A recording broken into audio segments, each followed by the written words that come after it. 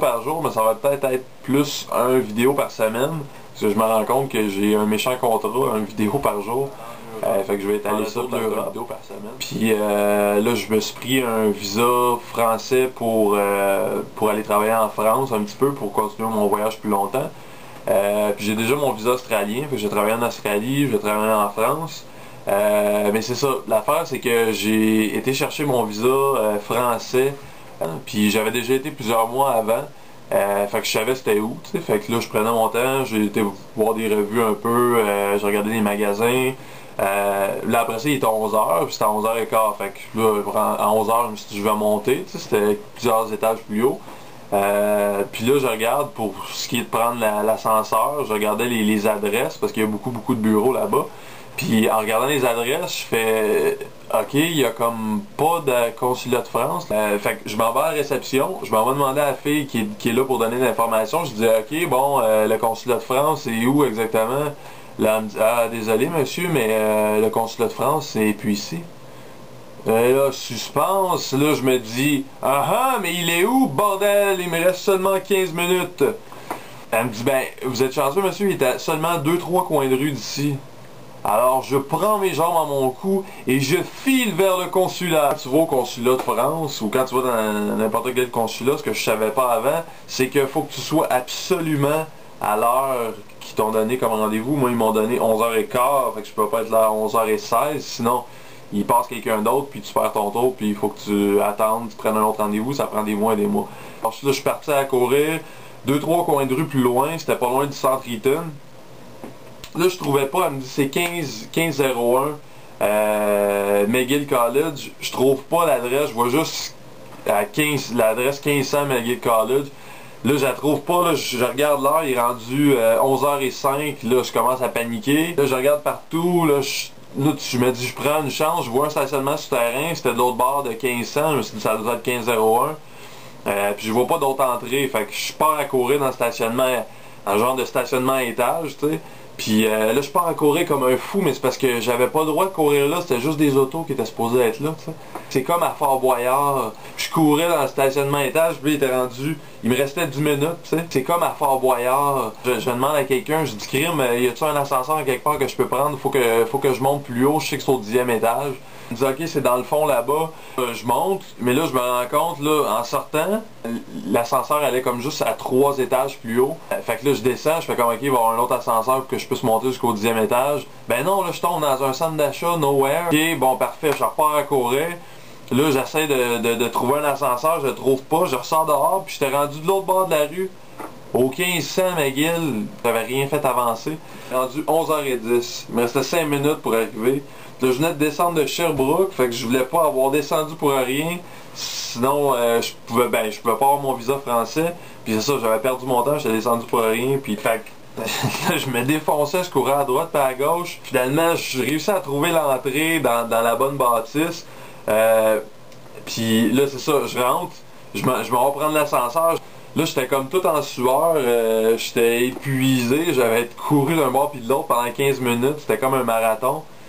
Puis là, rendu en haut, là, j'arrive sur le bord de l'entrée du consulat, il était 11h14 exactement. Là, j'étais vraiment fier de ma shot, puis là, ça fait long comme vidéo, ça. Il me laisse rentrer, là, j'étais comme en sueur, j'avais juste hâte de m'asseoir, puis d'attendre qu'on m'appelle pour donner mes papiers. J'avais oublié de faire des photocopies, en fait. J'avais fait des photocopies pour mon autre rendez-vous de quelques mois à l'avance. Mais je pensais qu'il avait gardé ces copies-là, mais en fait, il les gardait pas. Il manquait comme une photocopie. Fait que là, je stressais, j'étais là, si j'ai pas mon visa juste à cause d'une photocopie, là, ça va être l'enfer. Fait que, finalement, je me dis, gars, je vais m'essayer quand même. Je m'en vais voir la fille des visas. Elle regarde mon dossier, ok, bon, parfait, les assurances, c'est bon. Les assurances civiles, responsabilité civile, le passeport, ci, pis ça, les billets, c'est bon. Moi, je savais juste qu'il me manquait une photocopie de mon passeport. Elle dit ça, c'est pas grave, la photocopie de passeport. Mais là, il te manque une photocopie de ta lettre de la RAMQ. Puis, il te manque aussi... c'est quoi qui me manquait? il me manque aussi le papier avec les bonnes dates. Elle dit, c'est pas le bon papier. Elle dit, ok, elle dit, fait que je te donne 30 minutes, faut que tu appelles ta compagnie d'assurance, tu leur demandes qu'ils m'envoient un fax avec ta nouvelle copie, avec tes nouvelles dates de police d'assurance voyage. Puis elle dit, tu peux aller faire une photocopie, mais là t'as 30 minutes là. Tu sentais comme à Fort Boyard, il manquait juste des petits dents qui font comme, ok, deuxième clé, troisième clé, cinquième clé. Puis Guy Mongrain fait, ah, let's go, il manquait juste ça. Deuxième clé, troisième clé. J'ai dit c'est bon, j'ai 30 minutes, je m'en vais faire des photocopies, les gars de l'ambassade, ils m'expliquent où aller faire des photocopies, mais j'ai jamais été là, fait que là, fallait que je trouve ça rapidement. Là, je prends mon cellulaire, je repars à courir, je descends en bas. Mon but, c'était de trouver la place de photocopie, fait que je m'en vais dans le centre d'achat. Ils me disent, ok, tu vires là, après ça, tu descends là, tu vas voir tel magasin, il y a la source, après ça, tu continues, tu prends un passage, là, tu tournes à gauche, tu tournes à droite. Après ça, tu vas avoir une petite place de photocopie, mais c'est vraiment petit, là. Faut vraiment que tu sois chanceux pour l'avoir, là. En tout cas, mais regarde, c'est pas compliqué, il n'y a pas de trouble, c'est vraiment facile de le trouver. Il me dit ça de même, fait que je fais, ok, ouais, c'est bon, je vais être pas pire. Finalement, c'était pas si facile que ça de le trouver, mais j'ai réussi à le trouver, mais tout ça, ça m'a pris environ 10 minutes. Là, après ça, le gars fait mes photocopies. Là, j'essayais de rejoindre ma compagnie d'assurance pour qu'il m'envoie ça, puis là c'était comme assez compliqué ça aussi, fait que là le temps avançait, là il me restait comme à peu près 10 minutes, ça fait long, hein. Je suis tanné moi-même. J'ai couru en fou là, puis finalement j'ai réussi à appeler ma compagnie d'assurance. Ça me dit, ben moi je peux rien faire pour vous monsieur, c'est votre agente de voyage qu'il faut qu'il fasse ce changement d'adresse. Mais je dis, j'ai pas le numéro avec moi, là, moi je courais encore avec mon cellulaire comme un défoncé pour revenir à temps, parce que le consulat fermait à midi. Je réussis à rejoindre ma compagnie, mon agent de voyage. Elle a fait les changements de date. Je dis, regarde, s'il vous plaît, envoie ça au plus vite, pour pas dire au plus Chris. J'arrive au consulat, puis la porte était fermée, fait que là j'étais là, non, j'ai comme tout fait ça pour rien, là j'étais comme désespéré. Je cognais dans la porte, puis là le gars de l'ambassade, le genre de doorman, il me voit, ils me disent ok bon, regarde, rentre. Finalement la fille du visa me rencontre, puis elle me dit ok c'est bon, t'as tous les papiers, puis là elle dit j'ai pas reçu le fax encore, va voir. Je dis bah gars, c'est pas d'arriver d'une minute à l'autre, elle me dit ok bon gars, je te fais confiance. Elle dit c'est bon, je t'approuve ton visa, tu sais.